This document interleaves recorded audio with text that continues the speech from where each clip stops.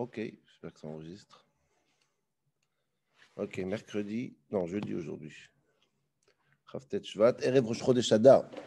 Demain, c'est Rosh Chodesh Adar. On y va. Donc aujourd'hui, on va faire un shiur un peu sur la fin de la paracha. J'espère arriver aussi à la fin un petit peu à Purim, parce qu'on commence à parler un peu de Purim. Donc une partie de ce shiur, on a eu le temps d'évoquer un petit peu cet été. Donc ben là, on va aller beaucoup plus loin, Bezrat Hashem, si on a le temps de finir ce sujet. Donc on va parler de Matan Torah tel qu'il est dans Parashat Mishpatim. Donc à la fin de la paracha, Perek Rav Daled, Vel Moshe Amar, Ale El Hashem, Ata ve'Aaron, Nadav Avihu, V'shivim miziknei Israël, V'shtachavite merachok. Donc, Kadosh Baruch Hu il dit à tout le monde, enfin le peuple juif doit rester en bas, bien sûr, mais il demande à certaines personnes de monter sur la montagne. Qui est-ce qui sont les personnes qui montent sur la montagne? Vel Moshe Amar, Ata, toi Moshe, Aaron, Nadav Avihu, Shivim Zekenim, les 70 Kenim, et bien sûr Yoshua aussi. Yoshua aussi va monter. Donc ils vont tous monter. On y va. Donc le peuple doit rester en bas. Celui qui va arriver jusqu'à là-haut, Mamash, qui va arriver jusqu'à Dieu, Mamash, c'est que Moshe. Et à l'intermédiaire, il y en a qui vont faire mi-chemin. Donc je répète, le peuple en bas, Moshe, il va Mamash arriver jusqu'à Dieu, et le reste vont faire mi-chemin. Et avant Moshe, il s'appelle là, Kol Divrei Hashem, Kol Mishpatim, etc., etc. Donc il commence à monter là-haut tous. Moshe, les Skenim et Yoshua. En montant là-haut sur la montagne, tout ce groupe-là, c'est-à-dire Nadav, Avihu, les Skenim, tout le monde, Vayirou et Elohei Israël. Ils ont vu Akadosh Baruch Hu, c'est pas rien. Ils ont vu Dieu. Je ne sais pas combien de personnes dans la Torah, ils ont ce terme de voir Dieu. Je ne sais pas si vous imaginez. Vayirou et Hashem. Et même le pasuk qui décrit comment ça a l'air. Livnat Sapir, la couleur que c'était. C'était un moment extraordinaire, très, très, très intense. Je ne sais pas comment ils ne sont pas morts, Bechlal. Justement, le pasuk qui dit Velatzile, Bnei Israël, lo shalach yado. Et sur ces gens-là, c'est-à-dire Nadav, Avihu, tout ce groupe-là qui ont vu Dieu, il ne les a pas touchés.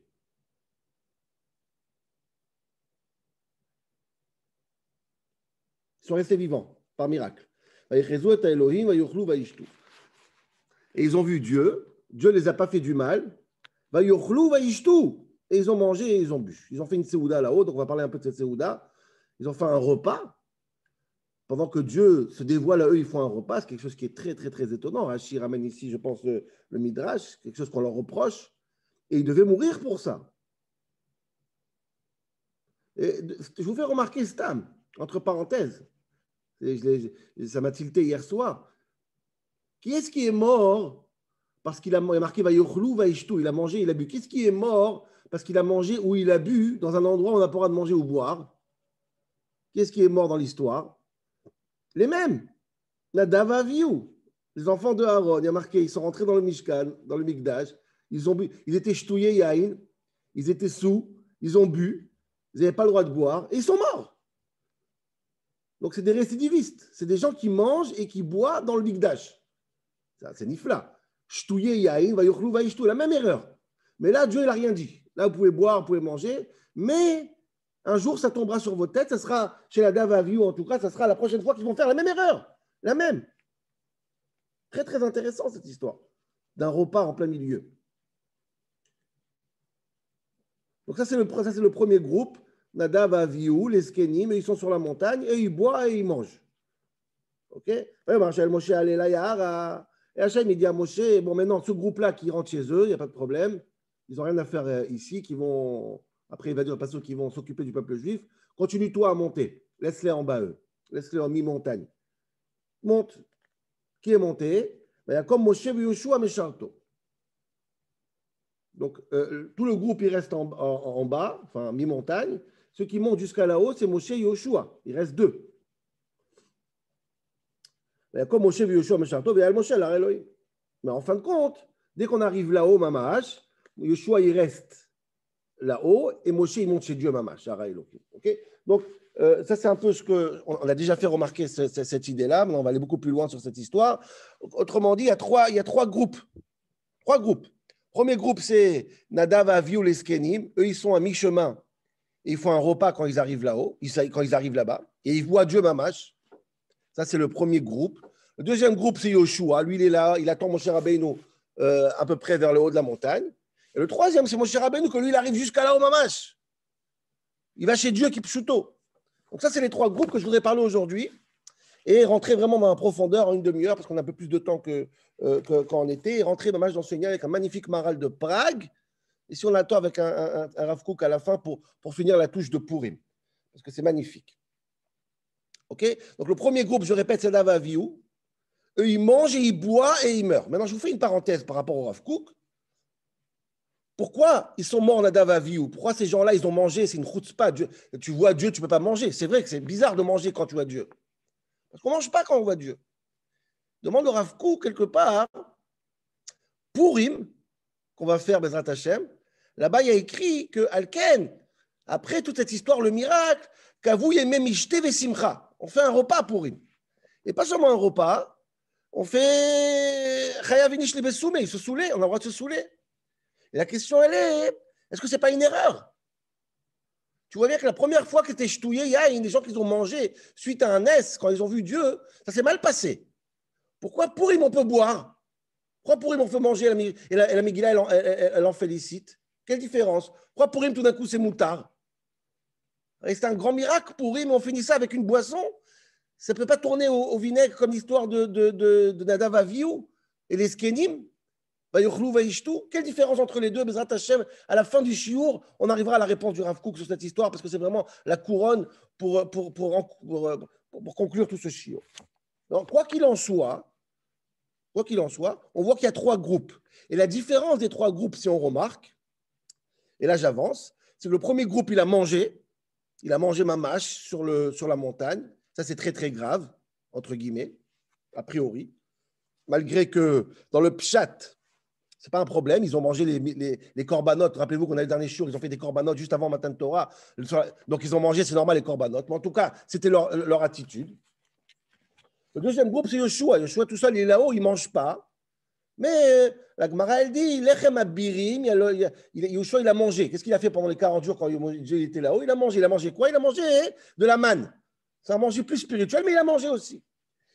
Et Moshe Rabbeinu, que lui, il est arrivé jusqu'à Dieu, il a marqué pendant 40 jours, ni il a mangé, ni il a bu. Donc, je voudrais revoir ces trois niveaux-là extraordinaires. Le premier groupe, il mange. Yoshua, il mange, mais que de la manne. Et Moshe, il ne mange pas 40 jours et 40 nuits. Ça, c'est les trois groupes que je voudrais voir aujourd'hui. Comment comprendre cette hiérarchie des trois?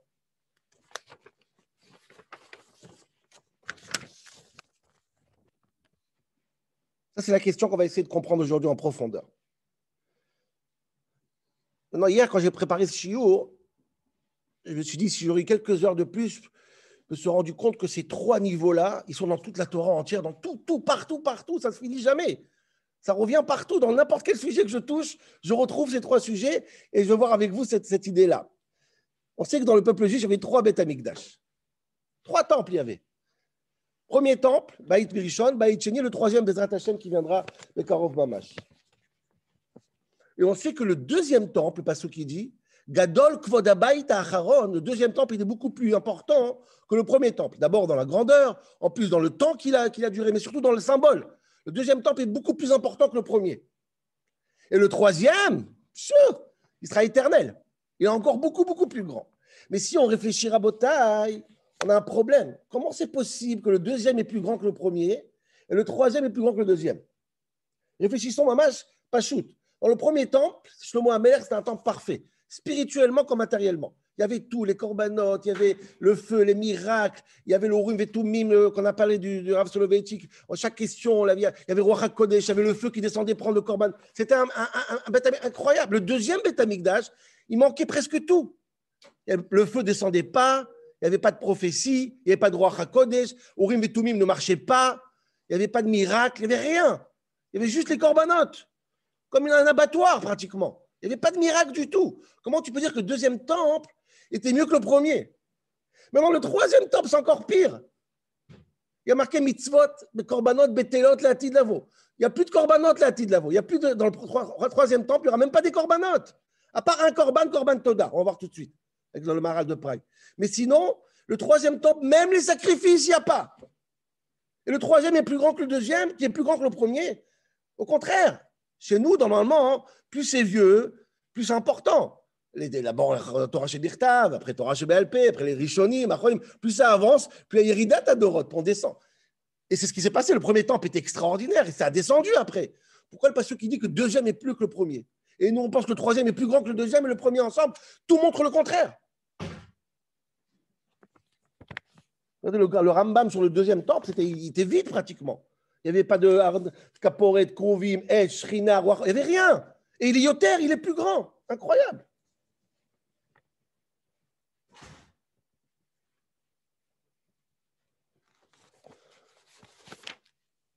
Et quand il y aura Mashiach, le troisième temple, il n'y aura plus de korbanot, il n'y aura que le korban Toda. C'est très marrant. Toda, si tu ramènes un korban quand tu as eu un miracle.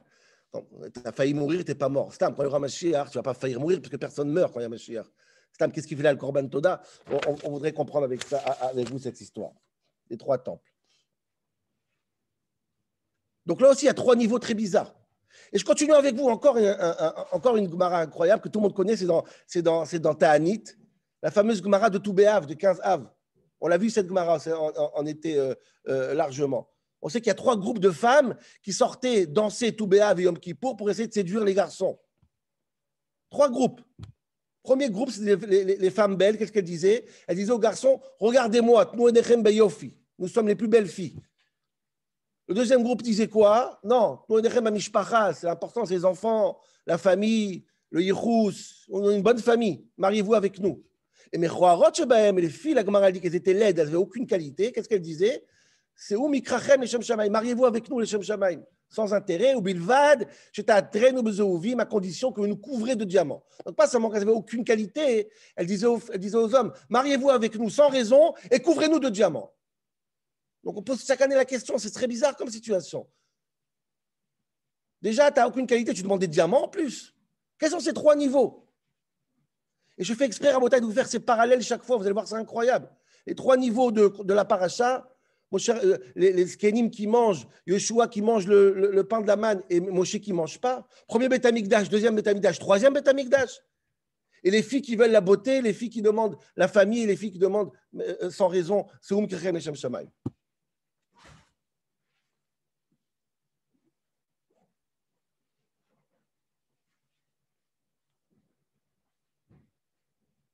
J'essaie de comprendre ça avec vous, Rabotai. C'est nifla, c'est incroyable.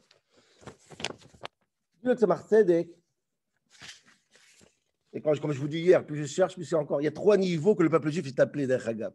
Dieu, il appelle le peuple juif Ben, Eved et Isha. On est la femme de Dieu, on est le fils de Dieu, on est les serviteurs de Dieu. Trois niveaux aussi qui sont encore cohérents avec ça. Vous allez voir comment c'est une cohérence dans toute la Torah entière. Mamash nifla. Dis-le Tzemach Tzedek, pour faire vite, parce qu'il ne reste pas beaucoup de temps. Je voulais faire le Maral de Prague à l'intérieur dans le texte. Bon, on n'aura pas le temps. Dis-le Tzemach Tzedek, en réalité, il y a trois niveaux d'accès à Kadosh Baruch Hu.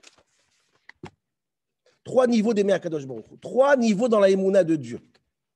Et ça marche tellement avec les shurim de Kiryat Yamsouf et Matan Torah. Juste Tzemach Tzedek, le ramener dans Yom Yom, il y en a qui aiment Dieu pour des raisons matérielles. Il y en a qui aiment Dieu pour des raisons spirituelles. Et il y en a qui aiment Dieu, qui croient en Dieu, ni pour cette raison, ni pour cette raison.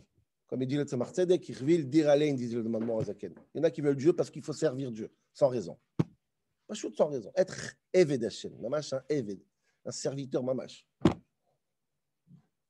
Les trois niveaux, c'est trois niveaux d'Emouna, on ne peut pas dire non. Il y en a qui ne croient pas en Dieu, Bechlal. Mais ces trois niveaux-là, dit le Tzemach Tzedek, ces trois niveaux, et le but d'arriver à quoi? Au troisième niveau, c'est que je ne sers pas Dieu parce que j'attends la récompense. Je ne sers pas Dieu parce que j'ai peur de la punition, qui est un service spirituel. Je sers Dieu sans raison, parce que je dois le servir. Ça, c'est les trois niveaux. Et je veux voir avec vous que ces trois niveaux-là, c'est les trois niveaux du judaïsme, les gabris sur tout, premier Beth Amikdash, tout revient. Il y en a qui servent Dieu, pourquoi? Parce qu'ils veulent la parnassa. Ils ont besoin de voir que Dieu leur donne leur gâte, mamash. Des fois, c'est la majorité d'entre nous. Il y en a qui servent Dieu, pas par la parnassa, ils ne sont pas tellement matérialistes. Ils servent Dieu parce qu'il faut servir Dieu, il y a besoin d'Hachem. Et après 120 ans, pas être au Guéhinom, la punition, c'est plus spirituel, quoi. C'est noble comme. Il y en a qui pensent ni à ça, dit ton Gan Eden, ni ton Guéhinom, ni ta parnassa. Je veux te servir parce que je t'aime. Un niveau d'avoir incroyable. Il y a une Gemara incroyable dans Megillah. Je voudrais la lire, cette Gemara.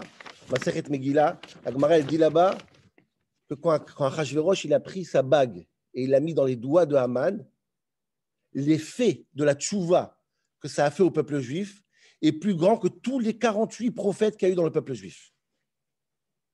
Autrement dit, il y a une tchouva qui vient, c'est le premier niveau de tchouva. Quand tu vois que c'est la catastrophe, il y a le corona, on fait tchouva. C'est très bas comme niveau, mais ça existe aussi. Ça existe. Et il y a un autre niveau. C'est pas que je vois la parnassa, la santé, c'est pas ça. C'est un peu plus haut, un peu plus spirituel. Je pense à mon Gan Eden, à mon monde futur. Et il y en a qui pensent ni à ça et ni à ça. Bref. Ça, et je pense, Rabotai, soyez avec moi maintenant, il ne me reste pas longtemps, 11 minutes. Si vous comprenez ces trois niveaux-là qui sont incroyables, on ne peut pas mamash parler des heures, on comprend les trois bêtes Amikdash qu'il y avait dans le peuple juif. Les deux et le troisième qui arrivera. C'est exactement ça, et vous allez voir dans le Maral de Prague. C'est un peu comme le couple, l'homme et la femme. Et là, je reviens à Ta'anit, juste avant de tomber dans le Beth Amikdash. Le couple, tout béav, qu'est-ce qui s'est passé? La première sorte de femme, elle dit nous enechem beyofi. Regardez la beauté de la femme, c'est-à-dire un intérêt mamash matériel, la parnassa, la beauté, le physique. Deuxième sorte des filles, ils ont dit non, mishpacha, spirituel, le futur, les enfants, le Gan Eden, le Guéhinom. Et la troisième, elle a dit quoi? Écoutez bien, parce que ça va tomber sur le Maral de Prague. Elle a dit non, si tu veux te marier avec moi, marie-toi sans intérêt.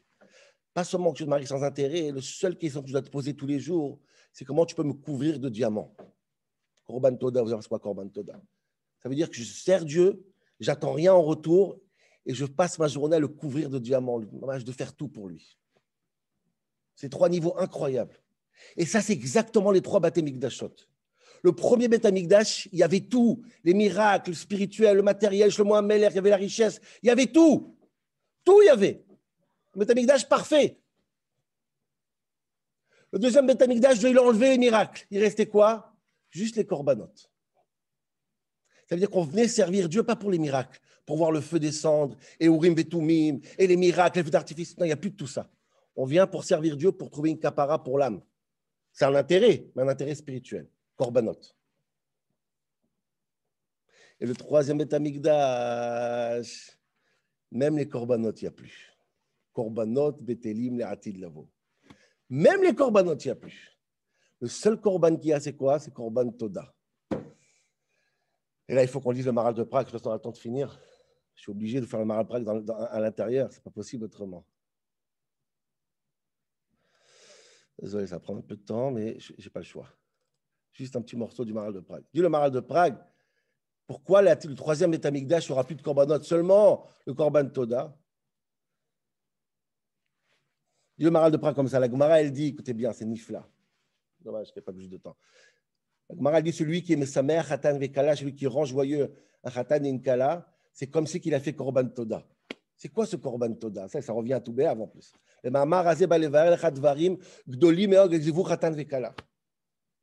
y a un troisième niveau de l'homme et la femme, le niveau qu'on a parlé tout à l'heure, qui est le niveau de Korban Toda.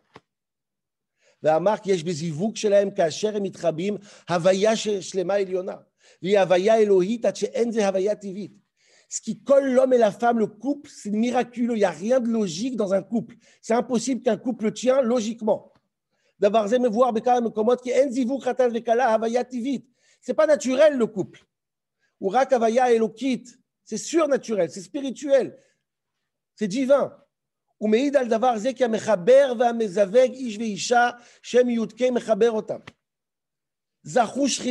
C'est quoi? C'est que si moi je suis un homme et toi tu es une femme, la seule chose qui permet à moi et toi de rester ensemble, c'est quelque chose qui dépasse moi et toi, qui permet à deux contradictions de vivre ensemble. C'est Shem Hashem. Yud qui est dans le couple fait en sorte qu'il y a quelque chose qui dépasse les contradictions pour qu'on puisse vivre ensemble. C'est impossible.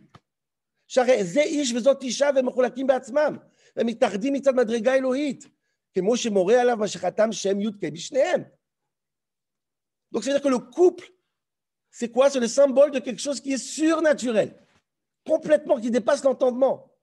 Et dit le Maharal de Prague, c'est ça le pshat Korban Toda. Vous allez voir, c'est quoi Korban Toda? C'est quoi le troisième Beth Amikdash? C'est quel niveau? Pirouche qui a Torah, Kacher, Hashem Yitbarach Asal Ones, Toda, Kacher, Hashem Yitbarach Asal Ones, Veitzilo Minamita, au Kol Nes Sheasalo, Kacher, Hashem Yitbarach Asal Ones, Moré Kou Yitbarach Echad Bolamo. Quelqu'un qui est un miracle, c'est-à-dire que la nature, elle veut faire en sorte que tu meurs. Et Dieu, il est venu comme Yudke, comme le couple, il a fait un truc surnaturel. Dieu, il a montré qu'il n'est pas dans la nature. Il peut casser la nature. Et Dieu, il montre sa présence incroyable, que toi, tu es rien. Et lui, la nature, elle est dans ses mains, il peut casser la nature pour faire un miracle. Et dit le Maharal, le seul korban dans le temple qui était mélangé de chametz et de matzah, normalement, il n'y a pas de chametz, c'était korban toda.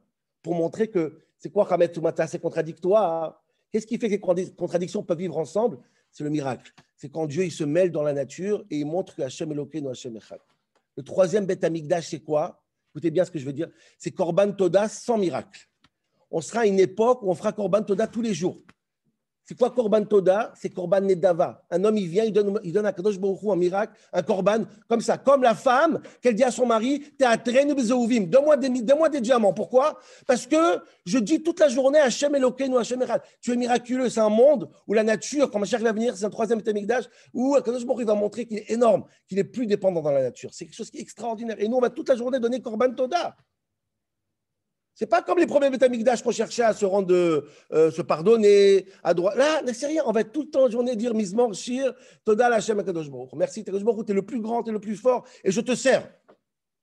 Ça, c'est Korban Toda, ça, c'est le troisième Beth Amikdash. Arriver à un niveau d'être Nedava, les Atro Bizeouvim, couvrir Dieu de diamants matin, midi, soir pour l'éternité.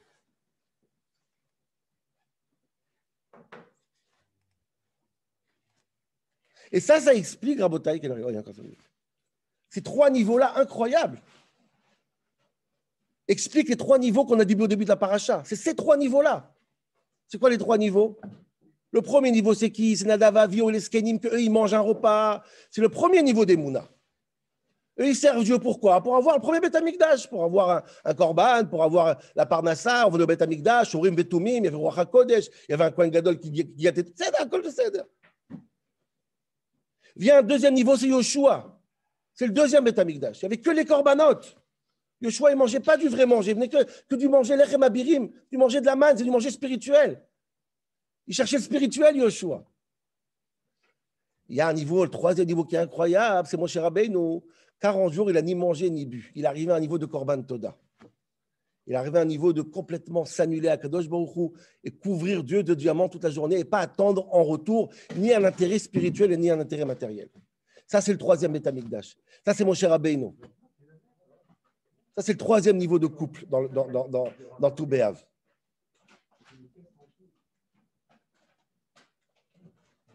Et Rabotai, dans toute la Torah, vous allez trouver trois sortes d'Emouna, trois sortes de... Partout, vous allez trouver ces trois niveaux-là. Et le but, c'est d'arriver à une situation qu'on sert Dieu ni pour le Gan Eden, ni pour le Gehinnom, ni pour lui-même. Et là, Rabotai, je finis encore une minute. Il y a un quatrième niveau. C'est Purim. Et je finis avec ça. Ça, c'est un niveau extraordinaire. Vous savez que la seule fête qui va rester quand Mashiach va venir, c'est Purim. Purim, c'est un niveau génial. C'est quoi? C'est un niveau qu'on n'arrive même pas à comprendre. C'est un peu Korban Toda. C'est quoi? C'est que je mange et je bois, et je suis dans le troisième niveau, pas dans le deuxième niveau, et pas dans le premier. Même quand je mange et je bois, c'est complètement pour Dieu, pas pour moi. C'est un niveau extraordinaire. Quand Mashiach va venir, il a marqué qu'on va manger Shorabar, il y aura un repas, mais ce n'est pas un repas parce que j'attends. Même quand je mange et je bois, je suis comme Moshe Rabbeinu qui n'a pas mangé, qui n'a pas bu pendant 40 jours. Rav Kook, une minute. Rav Kook. Ça, c'est la Megillah. Dis-le Rav Kook comme ça. Yadanu midivre Chachamim etim she'arat Purim gdola meod. C'est quoi la hara de Purim? Gdushato gdola moira bot haolam. Nireh shemitor kach milemala adam nishmar az mikol kilkul. Quand tu arrives à un niveau extraordinaire, quand Mashiach va venir, même quand tu manges et tu bois, ça ne s'appelle pas ton intérêt. Tu manges pour Dieu, tu bois pour Dieu, comme Moshe Rabbeinu. Moshe Rabbeinu, il a dû se jeûner. Toi, tu peux manger et être au niveau de Moshe Rabbeinu.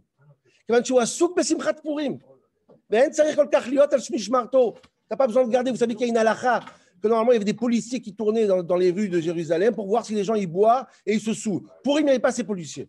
רק שלא יעבור חס ושלום שום דבר מדברי התורה והמצווה. שראוי להישמר מהם בכל הימים. ביום הקדוש הזה משומרים ממנו, כי נפל אז פחד היהודים על עמי הארץ. Purim, on a expliqué, c'était quoi? C'est la conséquence de Matan Torah. Ils arrivaient à un niveau tellement haut de Messirot Nefesh, ils ont accepté. Ce que Matan Torah, ils n'ont pas réussi. Purim, ils ont donné complètement leur âme à Kadosh Baruch Hu. Ils étaient prêts à se tuer pour Dieu.